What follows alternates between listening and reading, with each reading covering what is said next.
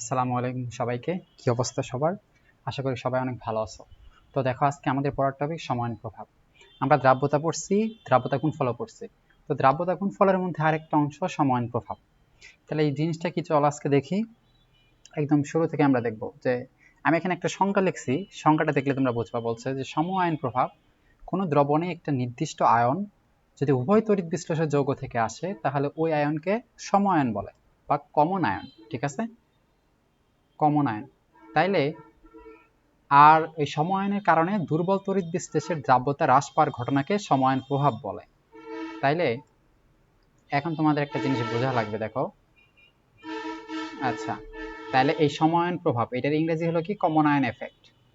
Common ion effect. তাহলে এটা নাম থেকে তোমরা বুঝতেছো যে এখানে কি হবে, একটা সমআয়ন। সমআয়ন মানে কি? একটা সেম আয়ন, বুঝছো? একটা সেম আয়ন দুই জায়গা থেকে আসবে। এই দুই জায়গা থেকে আসার কারণে যে আয়নটা আগে ছিল তার দ্রাব্যতা হ্রাস ঘটবে। যদি আমি একটা এক্সাম্পল দিয়ে ঘটি, যেমন মনে করো যে AgCl, ঠিক আছে? AgCl এই যৌগটা একটা দ্রবণে আছে, একটা মিশ্রণে আছে। তাহলে মিশ্রণে সে কি অবস্থায় প্লাস মাইনাস আয়ন হিসেবে থাকবে? Ag প্লাস Cl মাইনাস, ঠিক আছে? এটা হলো একটা তড়িৎ বিশ্লেষক যৌগ, এটা একটা দ্রবণে আছে। নরমালি মনে করো যে একটা কি সম্পৃক্ত দ্রবণে আছে, ঠিক আছে? একটা সম্পৃক্ত দ্রবণে AgCl একটা লবণ আছে, যেটা Ag প্লাস আর Cl মাইনাস হিসেবে আছে ওখানে, বুঝছো? তাহলে এইখানে যে এই যে আমরা যে এই যে এখানে এই চিহ্নটা দিছি না, এই যে উভয় পাশে একটা চিহ্ন, এটা দ্বারা কি বোঝায় জানো?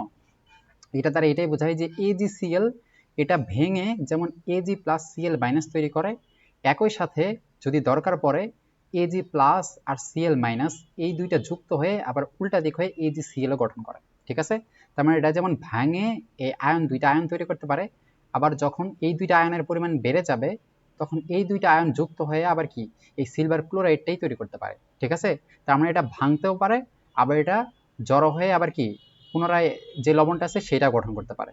তাহলে এরা দুইজন যুক্ত হয়ে কখন এটা তৈরি করবে? যখন এদের দুইটার মধ্যে যে কোনো একটার পরিমাণ বেড়ে যাবে। কারণ আমরা জানি যে একটা দ্রবণ যে আছে, বুঝছো?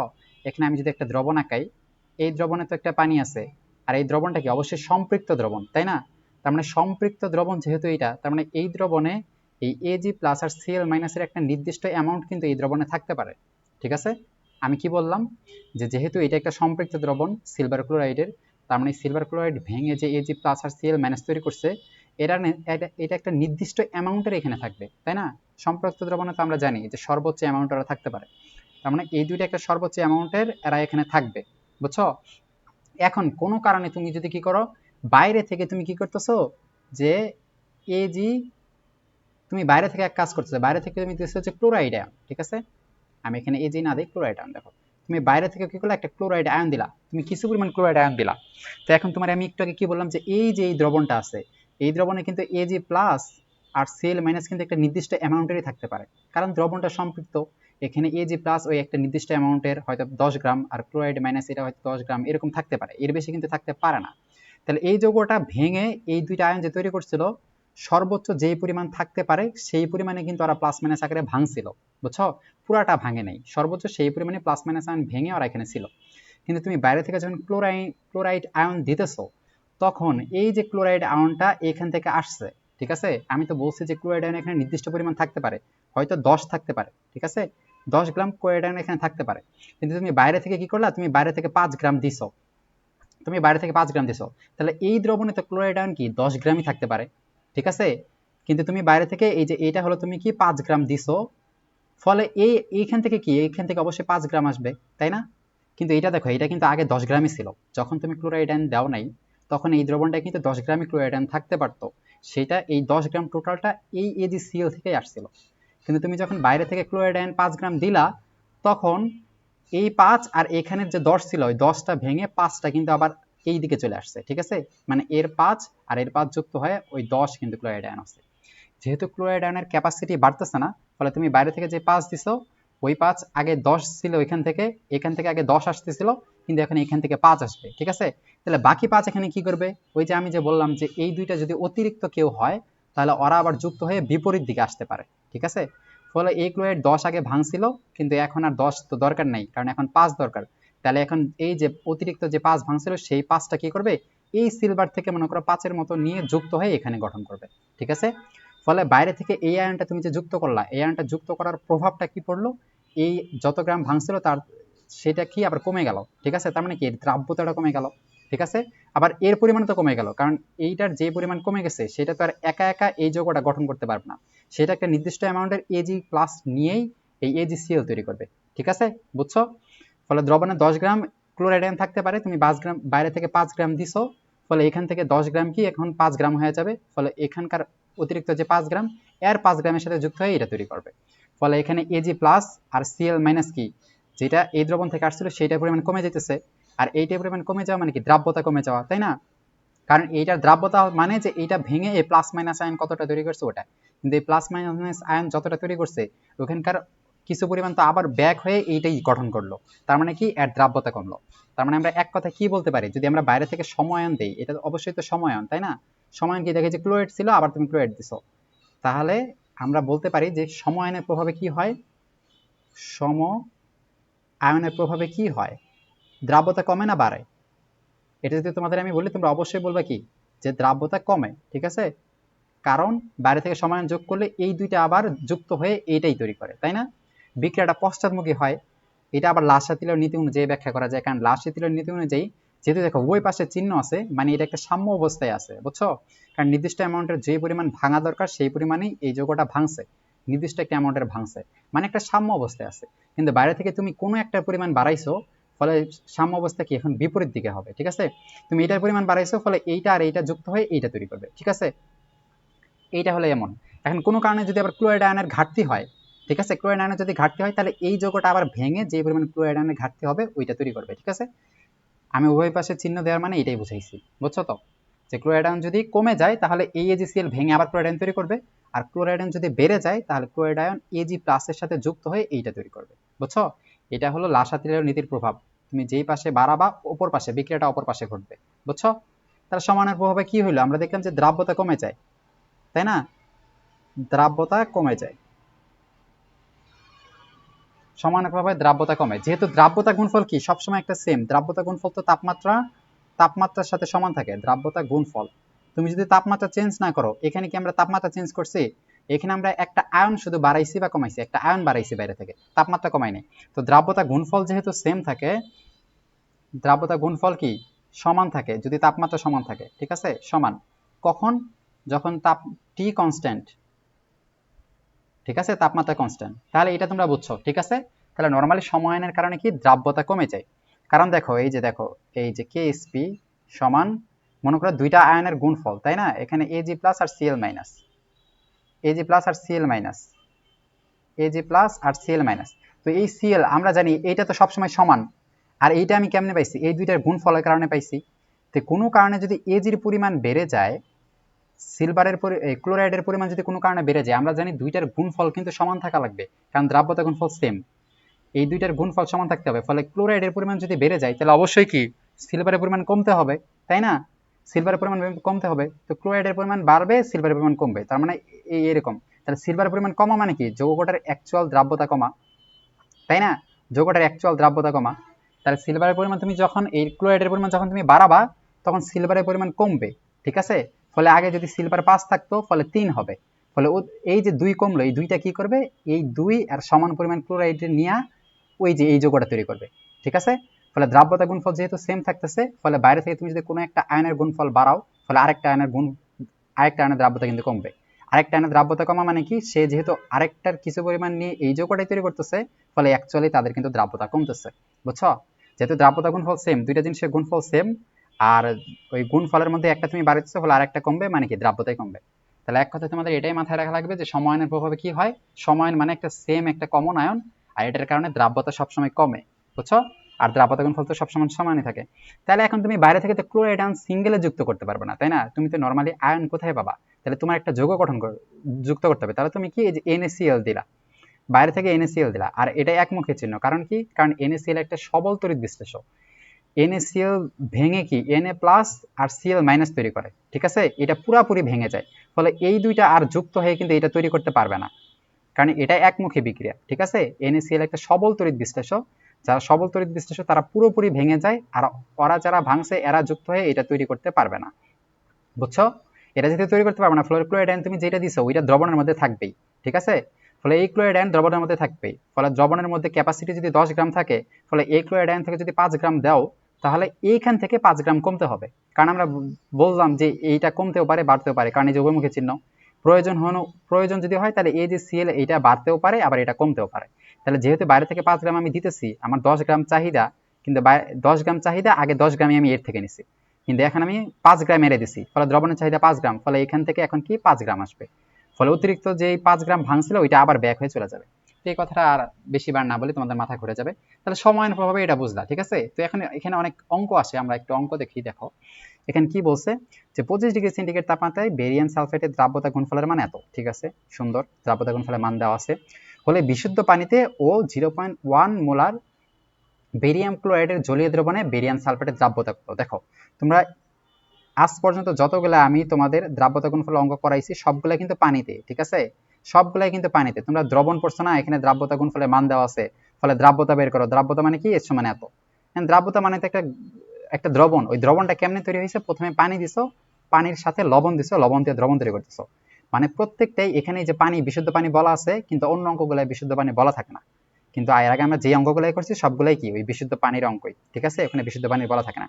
এখানে নর্মালি পানি থাকে, তুমি ওখানে কি বেরিয়াম সালফেট দাও, বেরিয়াম সালফেট দিয়ে কি তৈরি করছো, দ্রবণ তৈরি করছো। আর ওই দ্রবণে এই যে এইটা, এই যে কেএসপি মান দেওয়া আছে এখানে, মানে কি এই যে বেরিয়াম সালফেট তারা নর্মালি কি ভাঙবে, তাহলে বেরিয়াম 2+ আর SO4 2-, ঠিক আছে। প্লাস মাইনাস এটা কেমন, এটা তোমরা জানো, এটা একটা একটা করে আছে। ফলে এইটা বিশুদ্ধ পানির ক্ষেত্রে এটা দ্রাবতা যদি S হয়, তাহলে এটা দ্রাবতাও S, এটা দ্রাবতাও S। ফলে কেএসপি সমান কি হবে, কেএসপি সমান কি বেরিয়াম 2+ সালফেট 2-। যেহেতু উভয় একটা একটা করে আছে, এই জন্য কি উপরে কোনো পাওয়ার হয় নাই, ঠিক আছে। যদি সালফেট দুইটা থাকতো তাহলে সালফেটের উপর 2 হইতো, বেরিয়াম যদি দুইটা থাকতো 2 হইতো, যেহেতু একটা করে আছে 1 1।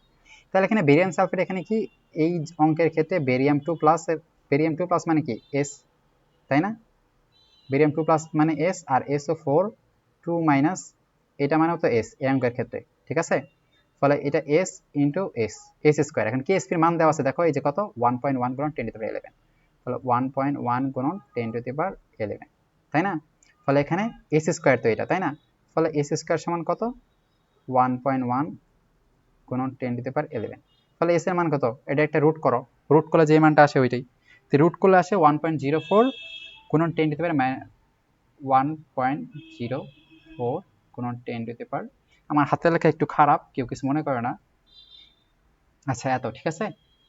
তাইলে এইটা, এই দ্রাব্যতার একক সবসময় মোল পার লিটার। তোমরা একটা জিনিস মনে রাখবা, আমরা তোমাদের দ্রাব্যতার একক পড়াইছিলাম কয়টা, 3টা না। নর্মালি একটা একক থাকবে না, একক না থাকা মানে কি, যে গ্রাম পার 100 গ্রাম পানি ওইটা, আরেকটা গ্রাম পার লিটার, আরেকটা মোল পার লিটার। কিন্তু এই দ্রাব্যতা গুণফলের ক্ষেত্রে যেই দ্রাব্যতা পাবো এটা সবসময় কি মোল পার লিটারে আসবে, ঠিক আছে। দ্রাব্যতা গুণফল আর দ্রাব্যতার যে সম্পর্ক, যেমন এখানে দ্রাব্যতা গুণফল আর এখানে দ্রাব্যতা, তাই না, এই যে এটা দ্রাব্যতা গুণফল, এটা হলো দ্রাব্যতা, এস হলো দ্রাব্যতা। এই দ্রাব্যতা গুণফল দ্রাব্যতা এই সংজ্ঞায় সবসময় এসটা হয় মোল পার লিটারে, ঠিক আছে। এস সমান কি হয় সবসময় মোল পার লিটারে, ঠিক আছে, এস সবসময় মোল পার লিটারে, ঠিক আছে। যেমন এই যে বেরিয়াম সালফেট 1 মোল থেকে 1 মোল বেরিয়াম আর 1 মোল কি সালফেট আমরা পাইছি। এখানে যদি 10 গ্রাম বেরিয়াম সালফেট নাও, তাহলে কি তুমি 10 গ্রাম বেরিয়াম আর 10 গ্রাম সালফেট পাবা না, ঠিক আছে। 1 মোল এটা হলো সবসময় মোল হিসাব, এই হিসাবটা আসছে মোল থেকে, এখানে গ্রাম হিসাব করলে আসবে না। 10 গ্রাম বেরিয়াম সালফেট থেকে তুমি 10 গ্রাম বেরিয়াম পাবা না, বুঝছো, 10 গ্রাম বেরিয়াম সালফেট থেকে 10 গ্রাম বেরিয়াম পাবা না, 10 গ্রাম সালফেটও পাবা না, ঠিক আছে, কারণ এটা মোল হিসাব। তো এই জন্য সবসময় দ্রাব্যতা গুণফলের সাথে দ্রাব্যতার যে সম্পর্কে এই অঙ্কগুলো, দ্রাব্যতা গুণফলের সব অঙ্কে দ্রাব্যতার একক কি মোল পার লিটার, ঠিক আছে। তাহলে এটা হলো পানিতে গেল, যেটা আমরা আগে তোমাদের এগুলো আমরা পড়াইছি, এগুলো হলো পানিতে, ঠিক আছে। কিন্তু এখন দেখো, এখন এই যে এটা আছে, এই যে একটা আছে, এখানে কিন্তু আর পানি নেই, এই যেখানে আর পানি নেই, এখানে কি আছে দেখো 0.1 মোলার বেরিয়াম ক্লোরাইডের একটা দ্রবণ আছে, ঠিক আছে, এটা একটা দ্রবণ। এখানে তুমি আবার বেরিয়াম সালফেট দিছো, তাহলে এখন ঘটনাটা ঘটে গেল। দেখো এখানে এই যে আবার বেরিয়াম কি আগের মতো, দেখো বেরিয়াম 2+, আচ্ছা বেরিয়াম সালফেট এটা ভেঙে কি তৈরি করবে, বেরিয়াম 2+ প্লাস সালফেট মাইনাস। এই অঙ্কগুলো কিন্তু বোর্ড প্রশ্নে আসছে, ঠিক আছে। তো এই দ্রবণে একটা বেরিয়াম সালফেট আছে, আবার বেরিয়াম ক্লোরাইডে তো আছে BaCl2, ঠিক আছে, বেরিয়াম ক্লোরাইড এটার মধ্যে কি তৈরি করবে, Ba2+ ক্লোরাইড মাইনাস। ক্লোরাইড এখন কয়টা আছে দেখো, এই যে দুইটা, তাই না? তার মানে এটার আগে 2, ঠিক আছে 2। তাহলে এখন দেখো এই যৌগে দেখো এই যে ঘটনা ঘটে গেছে,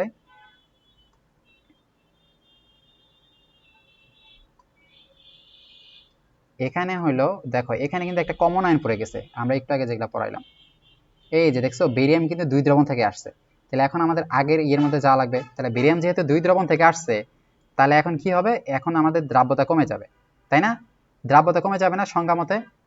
এই যখন তুমি যে এস এর যে মানটা পাইলা, দ্রাব্যতার যে মানটা পাইছো এস এর, এখন তুমি যদি এখানে এস বের করো তাহলে কিন্তু দ্রাব্যতা মান পাবা না।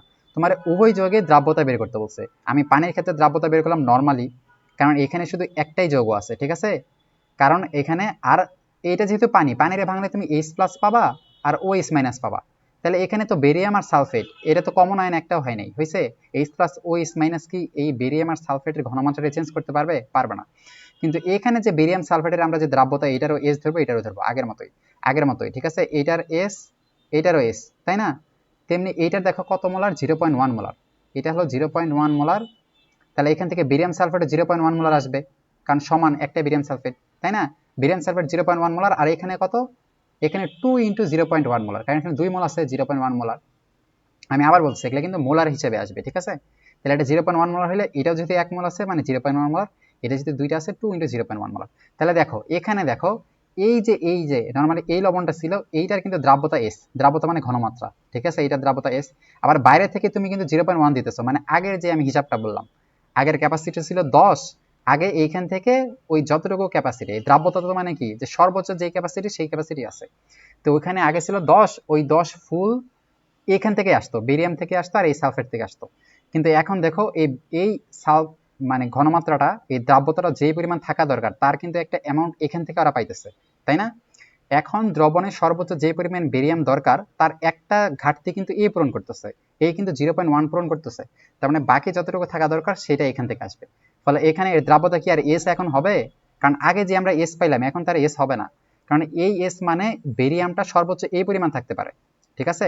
একটা পানির ক্ষেত্রে বেরিয়াম সর্বোচ্চ এই পরিমাণ দ্রবণে থাকতে পারে, ঠিক আছে? সর্বোচ্চ এই পরিমাণ বেরিয়াম থাকতে পারে।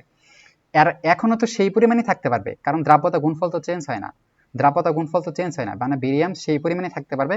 কিন্তু এখন বেরিয়াম দেখো আরেকটা জায়গা থেকে আসতেছে, এই যে একটা অতিরিক্ত দ্রবণ দিছো সেখান থেকে 0 আসতেছে, ফলে এই জায়গা থেকে 0.1 কম আসবে না? মানে এখান থেকে তখন কম আসবে, তাই না? দ্রাব্যতাটা অবশ্যই কম আসবে, কারণ দ্রাব্যতাটা এখন কিছু পরিমাণ আরেকটা থেকে আসতেছে। তাহলে এখন আমরা ধরলাম যে এদের দ্রাব্যতা তাহলে নর্মালি কি এস আর এস ড্যাশ, মানে এস ড্যাশ ধরলাম, ঠিক আছে? কারণ এখন তো দ্রাব্যতা আরো এস এর মতো হবে না, এখন তো অবশ্যই কমে যাবে। তাহলে কত কমবে ওটা আমরা দেখি। তাহলে কেএসপি তো নর্মালি আমরা জানি কি হবে। তাহলে এখন দেখো এখন দ্রবণে বেরিয়াম 2 প্লাস, দ্রবণে এর ঘনমাত্রা কত আছে দেখো, এখান থেকে আমরা পাইতেছি এস ড্যাশ প্লাস এই যে 0.1 মোলার, তাই না? কারণ এখন তো বেরিয়াম 2 প্লাস এটার ঘনমাত্রা দুই জায়গা থেকে আসতেছে, এটার যোগান তো দুই জায়গা থেকে আসতেছে। এখান থেকে ধরলাম এস ড্যাশ, এখান থেকে 0.1, তো এখান থেকে ধরলাম এস ড্যাশ, মানে এই এস ড্যাশটা কত এটা আমার বের করতে হবে, ঠিক আছে? এর দ্রাব্যতাটা কত, মানে এর আর কতটুকু ভাঙা লাগতেছে তাতে দ্রবণটা সম্পৃক্ত হবে। আগে তো পুরাপুরি এস ভাঙা লাগতো, মানে সর্বোচ্চ যে পরিমাণ থাকার পসিবিলিটি ছিল সেই পরিমাণে আর ভাঙা লাগতো, সেটা ছিল এস। কিন্তু এখন তার পুরাপুরি ওই পরিমাণ ভাঙা লাগবে না, কারণ নির্দিষ্ট একটা অ্যামাউন্ট এখান থেকে আসতেছে, ফলে এর এখন একটু কম ভাঙলেই চলবে। তো কত কম ভাঙলে চলবে সেটা আমরা এই যে ধরলাম এস ড্যাশ, ঠিক আছে? এতটা ভাঙলে চলবে। তাহলে এখন আবার কি সালফেট, যেহেতু আমরা দ্রাব্যতা বের করবো বেরিয়াম সালফেটের, এই জন্য সালফেট 2 তাহলে দেখো এই যে সালফেট 2 এইটার যতটা দরকার এইটা তো এখন এস ড্যাশই আছে, তাই না? এটা এস ড্যাশ, কারণ এটার তার অতিরিক্ত কোনো কিছু নাই। এই বেরিয়াম ক্লোরাইড থেকে তো সালফেটও আসতেছে না, তাই না? তো সালফেটের ঘনমাত্রা ওই একই আছে, কারণ সালফেটের ঘনমাত্রার সম কোনো আয়ন নেই, কিন্তু বেরিয়ামের সম একটা আয়ন আছে যেটা বেরিয়াম ক্লোরাইড থেকে আসতেছে। তাহলে কি এসপি সমান কি, ওই যে বেরিয়াম 2 প্লাস আগের মতো, বেরিয়াম 2 প্লাস সালফেট 2 ঠিক আছে এটা। তাহলে এখন এই বেরিয়াম 2 প্লাস কি, এই যে এস ড্যাশ প্লাস 0.1, ঠিক আছে? আগে ছিল এস, কিন্তু এখন কি ওই এসটার একটা অ্যামাউন্ট এখান থেকে আসতেছে, আর এইটা হলো কি, এইটা হলো এস ড্যাশ, ঠিক আছে? তাহলে এস ড্যাশ এটা দিয়ে এটা গুণ করো কি হয়, এস ড্যাশ যেটা এটার উপর স্কোয়ার প্লাস 0.1 এস ড্যাশ, ঠিক আছে? আর এটা কি কেএসপি, কেএসপির মান দেখো কত, কেএসপি তো চেঞ্জ হয় না, তুমি বাইরে থেকে যতই আয়ন দাও কেএসপির মান কখনোই চেঞ্জ হয় না, এটা মনে রাখবা, তাপমাত্রা যদি সেম থাকে। এমসিকিউ যদি আসে নিচের দ্রাব্যতা গুণফলের মান কি চেঞ্জ হয়, যদি তাপমাত্রা সেম থাকে তার মানে কি চেঞ্জ হবে না। তো এটা 1.1 গুণন 10^11, ঠিক আছে। তাহলে এখানে দেখো এই যে নাহলে এখানে দেখো এস স্কয়ার আছে না, তুমি চাইলে এটা স্কিপ করতে পারো, ঠিক আছে। তুমি ধরো যে এটা মনে মনে নাই, ঠিক আছে। তাহলে এস ড্যাশ তুমি কি পাবা,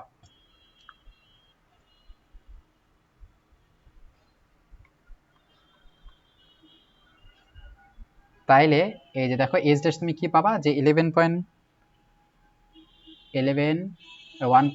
গুণন 10^-11 বাই কি 0.1, ঠিক আছে। তুমি মনে করো যে এটা নাই, এটা মনে করো যে নাই, এটা নাই কেন এটার ব্যাখ্যা আমি দিতেছি। তাহলে এটা ভাগ করলে কি হবে দেখো 0.1 মানে কি উপরে 10, তাই না, এটা বাদ উপরে 10, তার মানে 10 দিয়ে গুণ করলে কি জাস্ট একটাই কমে যাবে, মানে 1.1 গুণন 10^10, তাই না, এইটা মোল পার লিটার। তাহলে দেখো আগে কত পাইছিলা যে 1.04 গুণন 10^5, কিন্তু এখন দেখো দ্রাব্যতা কমছে না, 10^10 হয়ে গেছে, 10^-10, 10^-5 কি বড় না, মাইনাসের পর যদি ছোট সংখ্যা থাকে ওটা মানে বড়, মাইনাসের পর যত বড় সংখ্যা হবে তার মানে তত ছোট। তাহলে এটা -10 আর এটা হলো -5, তাহলে মাইনাস যত কম হবে সেটা তত বড়, তাহলে -5 যেহেতু এটা কি বড় আর এটা কম, তাহলে দেখো যোগ একই, কিন্তু পানিতে আমি যখন এই লবণটা আমি দিলাম তখন তার দ্রাব্যতা এই পরিমাণ, হ্যাঁ, মানে তার এই পরিমাণ ভাঙলেই এই পরিমাণ আয়নগুলোর ঘনমাত্রা হলেই সেটা সম্পৃক্ত হয়। কিন্তু এই দ্রবণের ক্ষেত্রে সম্পৃক্ত আমি যদি করতে চাই তাহলে তার এত বেশি ভাঙা লাগে না বা এত বেশি আয়ন হওয়া লাগে না, তখন কি জাস্ট এই পরিমাণ আয়ন থাকলে হয়। কারণ কি, কারণ এর যতটা থাকা দরকার তার একটা অ্যামাউন্ট এখান থেকে আসছে, ফলে দ্রাব্যতা এত, দেখছো দ্রাব্যতা কমে গেল, মানে সমায়নের কারণে কিন্তু দ্রাব্যতা কমে গেল। তাহলে এই এস ড্যাশটা তুমি কেন বাদ দিচ্ছ, এটা আমি পরের আরেকটা অঙ্ক আছে গুরুত্বপূর্ণ, ওইটাতে আমি বলতেছি। দেখো এই যে দেখো এইটাও সেম অঙ্ক, এটা তুমি আগেরটা যদি পারো এটা পাবা। তাহলে এখানে বি পাত্রে এই যে বলছে যে স্ট্রোন্ডিয়াম ফ্লুরাইড এর দ্রাব্যতা নির্ণয় করো। বি পাত্র কোনটা, এটা এ পাত্রে দেখো যে পানি আছে স্ট্রোন্ডিয়াম ফ্লুরাইড, তাহলে আমরা এ পাত্র বের করব বি পাত্র বের করব, ঠিক আছে। তাহলে নরমালি এ পাত্রের ক্ষেত্রে আমরা দেখি এ পাত্রে মানে স্ট্রোন্ডিয়াম ফ্লুরাইড মানে তুমি আগে যা জানো তাই, যেহেতু এখানে কোনো কমন আয়ন নাই, স্ট্রোন্ডিয়াম ফ্লুরাইড এটা ভেঙে কি তৈরি করবে SR2 প্লাস, তাহলে প্লাস মাইনাস কেমনে ভাঙে এটা তোমাদের আমি বলছি 2, ঠিক আছে। তাহলে ধরি এটার দ্রাব্যতা S, এটার দ্রাব্যতা S, এটার দ্রাব্যতা তাহলে কত হবে 2S, ঠিক আছে। যেহেতু এখানে কোনো কমন আয়ন নাই, পানি একদম বিশুদ্ধ পানি, ফলে এই যে এটা আগের নিয়ম, ঠিক আছে। ফলে KSP কত হবে ভাইয়া, KSP হবে দেখো এই যে SR2 প্লাস আর কি ফ্লোরিন মাইনাস, তো ফ্লোরিন মাইনাস কয়টা আছে দুইটা না, ফলে স্কয়ার, ঠিক আছে। আর এখানে কি এই যে স্ট্রোন্টিয়াম 2 প্লাস, এটা ঘনমাত্রা কি এই যে নিচে যেটা দেখছো ওইটাই ঘনমাত্রা S, আর ফ্লোরাইড মাইনাস এটার ঘনমাত্রা কি 2S, ঠিক আছে। তোমার অঙ্কে যদি বলে যে ফ্লোরাইড আয়নের ঘনমাত্রা কত, তাহলে তুমি এস এর যে মানটা পাবো ওটা 2 দিয়ে গুণ করলে তুমি ফ্লোরাইড আয়নের ঘনমাত্রা পাবা, ঠিক আছে। তাহলে এটা হলো S আর এটা হলো কি 2S, এটার উপর স্কয়ার মানে কি 4S3। আচ্ছা এখানে এখানে তোমার KSP এর মানটা দেওয়া নাই, KSP এর মানটা আমি তুলে দেই নাই, এটা KSP এর মান হলো 8 গুণন 10^10, 10^10, ঠিক আছে। KSP এর মান এটা, KSP এর মান এইটা, এন্ড KSP এর পাশে তোমার এটা দেওয়া থাকে না, দেখো দেখো এখানে কি 4S³ বের হইছে, S³ মানে কি মোল কিউব পার লিটার কিউব, এটা ঠিক আছে দেওয়া নাই নরমাল, কিন্তু মোল কিউব পার লিটার কিউব। তাহলে S এর উপর যদি 5 হয় তাহলে মোল 5 পার লিটার 5 KSP এর মান। তো KSP এর এককগুলো কিভাবে বের করতে হয় এটা তোমাদের আমরা বলছি। তাহলে এটা কত হবে যে 8 গুণন 10^10, ঠিক আছে। তাহলে এখানে S এর মানটা তুমি পাবা, S কত হবে 8 গুণন 10^10 ভাগ কত, ভাগ হলো 4, ঠিক আছে। তো এটা একটা মান আসবে কত 5.4 10^-4 মোল পার লিটার, ঠিক আছে। তাহলে এটা হলো নর্মাল পানিতে, যেটা তুমি আগের সূত্রে জানো। কিন্তু এখন তোমার বলছে এই স্ট্রোন্টিয়াম ফ্লুইড যেটা আছে এটা এখানে নেওয়া হয়েছে, এখানে, ঠিক আছে, এখানে নেওয়া হয়েছে, তাহলে এখানে তো অবশ্যই দ্রাব্যতা হ্রাস পাবে, কারণ দেখো এখানে কি একটা কমন আয়ন আছে, স্ট্রোন্টিয়াম ফ্লুরাইডে আমরা ভাঙলে কি পাই, এই যে স্ট্রোন্টিয়াম আয়ন পাই আর ফ্লুরাইড আয়ন পাই, ঠিক আছে, হ্যাঁ। কিন্তু এখানে দেখো এই যে এখানে এই দ্রবণটা কি আছে সোডিয়াম ফ্লুরাইডের দ্রবণ, তাহলে এই সোডিয়াম ফ্লুরাইডকে যদি আমরা ভাঙি তাহলে কি ওখানে আমরা কি ফ্লুরাইড মাইনাস আয়ন পাই, ফ্লুরাইড আয়ন এখানেও আছে এখানেও আছে, ফলে এই ফ্লুরাইড আয়নের আগে এখন যতটা ভাঙতো বা এর দ্রাব্যতা যত হইতো, যেহেতু একটা অ্যামাউন্ট কি এইখান থেকে আসতেছে, ফলে এর তো এখন কি কম পরিমাণ ভাঙবে, তাই না, এর দ্রাব্যতাটা হ্রাস পাবে, তাহলে ওইটাই আগের মতোই জাস্ট। তাহলে কি এই যে এটা যেটা আছে এটা কি SR2 প্লাস -2, তাই না।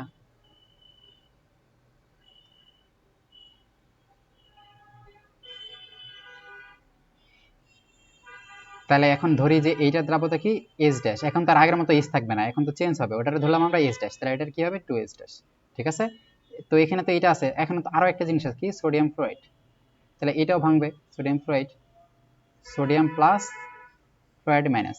এই সোডিয়াম ফ্লোরাইড যেহেতু তীব্র তড়িৎ বিশ্লেষণের জন্য একদিকে চিহ্ন, ঠিক আছে, মানে অতিরিক্ত যেই দ্রবণগুলো ইউজ করা হয় বাইরে থেকে দেওয়া হয় এগুলো ম্যাক্সিমাম তড়িৎ সবল তড়িৎ বিশ্লেষণ, ঠিক আছে, তো ওগুলো একদিকে চিহ্ন। তাহলে এটা কত মোলার আছে, ওইটা যেহেতু এটাও কিন্তু একটা কি ঘনমাত্রাই তো, তাই না, আর নিচে 0.1 আছে, এটা একটা ঘনমাত্রা, ঠিক আছে, 0.1 মোলার। তাহলে এখান থেকে কি এটাও 0.1 মোলার হবে, আর এটা কি 0.1 মোলার হবে, ঠিক আছে।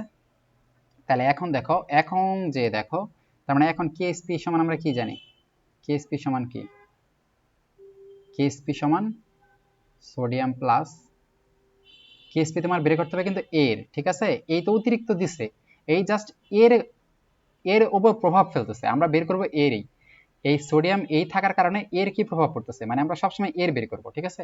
তাহলে এটা এন মাইনাস তোমার বলেই দিবে কার বের করা লাগবে, এটার উপর স্কয়ার না, ঠিক আছে। ফলে দেখো এখন তুমি দেখো, এখন একটা জিনিস দেখো,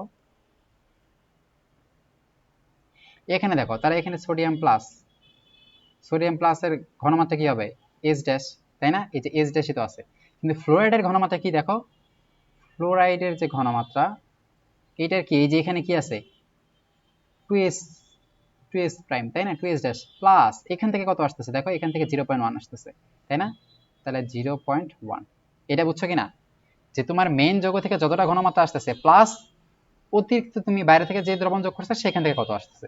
তাহলে সোডিয়াম ফ্লোরাইড যেহেতু 0.1 থেকে তুমি কি 1 মিলি ফ্লোরাইড পাও, ফলে 0.1 মোলার সোডিয়াম ফ্লোরাইড কি 0.1 মোলার কি ফ্লোরাইড আয়ন পাবা, ফলে 2s ড্যাশ প্লাস কি 0.1, বুঝছো এটা।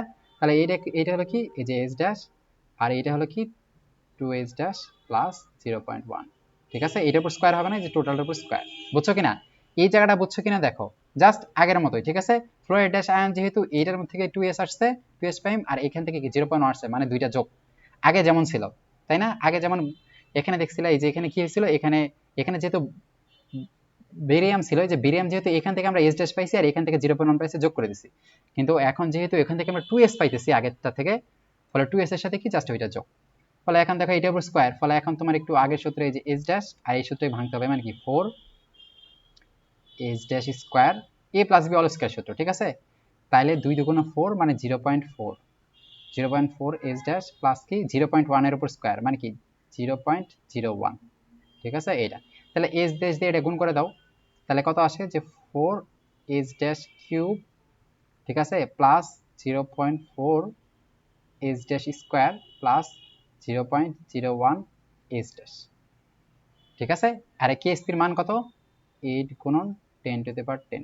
তাইলে এখন দেখো, তোমাদের আগে আমি নরমালি কি ছিল, ওখানে আগে এস স্কয়ার ছিল প্লাস 0. কিছু একটা ছিল, আমি বলছিলাম যে এস স্কয়ার যেটা ওটা বাদ দাও, তার মানে এখানে দেখো এখানে কি কি আছে, এখানে কিন্তু দেখো এখানে কিন্তু এস কিউব আছে, এস স্কয়ার আছে, এই দুইটাই তোমরা এখন বাদ দিয়ে দিবা, এই দুইটা বাদ দিবা, কেন দিবা জানো, দেখো এস এর মানগুলা কি আসে দেখো, এই যে এস এর মান 10 টু দি পাওয়ার -4, মানে কি জানো, এই যে 0.0004, ঠিক আছে, 0.4 এরকম একটা মান আসে। তাহলে এস ড্যাশের মানগুলো নরমালি যে এই যে এত ছোট আসে, দেখছো যে এত ছোট আসে, তুমি যদি এটার উপর স্কয়ার করো, তাহলে এটার স্কয়ার মানে কি হবে জানো, 0.7 তারপর 16,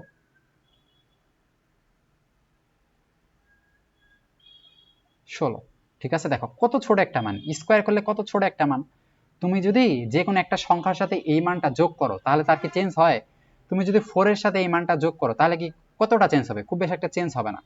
তাইলে এই যে নরমালি দ্রাব্যতা এস এর মানটা খুবই ছোট হয়, তাহলে এটার উপর যদি স্কয়ার করো তাহলে মানটা আরো অনেক বেশি ছোট হয়ে যায়, তুমি স্কয়ার করবা ফলে শূন্য সংখ্যা দেখবে যে প্রায় ডাবল হয়ে গেছে, ঠিক আছে, 0. এত যেত, তাহলে কিউব করলে তো আরো অনেক বেশি, 10টা পার শূন্য থাকবে, ফলে অত ক্ষুদ্র একটা সংখ্যা তুমি যদি কোনো সংখ্যার সাথে যোগ করো তাহলে তার মানের পরিবর্তন হয় না। এই জন্য আমরা হিসাবটারে সুবিধা করার জন্য এই জিনিসগুলোরে বাদ দিই, ক্যালকুলেশন করার জন্য বাদ দিই। তুমি এখানে তো ডিরেক্ট বাদ দিতে পারবে না, কিন্তু তুমি এই লাইন থেকে পরবর্তীতে কি লাইন লিখতে পারবা, তুমি এই লাইন থেকে পরবর্তীতে ডিরেক্ট তুমি লিখতে পারবা একদম শর্টকাট, তুমি ধরে নিবা যে এগুলা হলো বাদ, ঠিক আছে, এই এক্স কিউব এক্স স্কয়ার এটা বাদ, শুধু কি 0.01 এস এইটারে তুমি হিসাবে আনবা, ফলে তুমি এরপরে লিখতে পারবা যে অতএব এস ড্যাশ সমান এক লাইনে লিখতে পারবা, এস ড্যাশ সমান কত, যে 8 গুণন 10 টু দি পাওয়ার 10 ভাগ এই যে 0.01, 0.01, তুমি কিন্তু মনে মনে এই যে এক্স কিউব আর এক্স স্কয়ার বাদ দিছো, ঠিক আছে, তুমি এটা বাদ দিলেই পরীক্ষক কিন্তু বুঝে যাবে যে সে এই যে এই টেকনিক অ্যাপ্লাই করে বাদ দিছে, কারণ এই জিনিসগুলোর মান অনেক ছোট হয়, এই জন্য তুমি কি এই এক্স কিউব সব পুরো রাশিটারে বাদ দিবা, এক্স স্কয়ার সব পুরোটারে বাদ দিবা, মনে মনে ধরে নেবে এত, কারণ এইটারে তুমি যদি আবার কি এই যে ক্যালকুলেটর দিয়ে তুমি আবার ছোট করো, মানে উৎপাদকে বিশ্লেষণ, ওই জিনিসগুলো করলে এটা অনেক সময় লাগবে। এই জন্য আমরা নর্মালি এই জিনিসগুলো বাদ দিই। ঠিক আছে, এই অঙ্কের সুবিধা এটাই। তাহলে এখান থেকে এইচ ড্যাশের একটা মান চলে আসবে। এইচ ড্যাশ কত? এইচ ড্যাশের একটা মান আসবে, সেটা হলো 8 গুণন 10^10, 8 গুণন 10^8। ঠিক আছে, 8 গুণন 10^8। তাহলে দেখো এখানে দ্রাব্যতা দেখো আগে কত আসছিল, যে 5.4 গুণন 10^4, কিন্তু এখন কত 8 গুণন 10^8। তাহলে মাইনাসের পর সংখ্যা বড় মানে কি টোটাল সংখ্যাটা ছোট, মাইনাসের পর যত বাড়বে মানে সংখ্যা তত ছোট। তার মানে কি দেখো, জাস্ট এই পানির ক্ষেত্রে একটা দ্রাব্যতা এই সূত্র দিয়ে করছো, কিন্তু অন্য একটা দ্রবণের ক্ষেত্রে দ্রাব্যতা করছো, ফলে দ্রাব্যতা কমে গেছে না? ফলে কি এই যে স্ট্রোন্ডিয়াম ফ্লোরাইডের বি পাত্রের দ্রাব্যতা তুমি স্ট্রোন্ডিয়াম ফ্লোরাইডে করছিলা, এটা একটা বোর্ড প্রশ্ন, দিনাজপুরের বোর্ড প্রশ্ন, যথেষ্ট সুন্দর একটা প্রশ্ন। এইটার আগের আমরা দেখাইলাম। তো ভিডিওটা যদি তোমাদের একটু, আমি নর্মালি একদম বেসিক থেকে তোমাদের বোঝানোর চেষ্টা করছি, ঠিক আছে? তাহলে বেসিক থেকে বোঝানোর চেষ্টা করেছি, তোমাদের যদি একটু সমস্যা মনে হয়, তোমরা যদি মাথা ঠান্ডা করে আরেকবার দেখো, তাহলে তোমাদের একটু ক্লিয়ার হয়ে যাবে। ঠিক আছে, তো আজকে এই পর্যন্তই। আল্লাহ হাফেজ সবাইকে।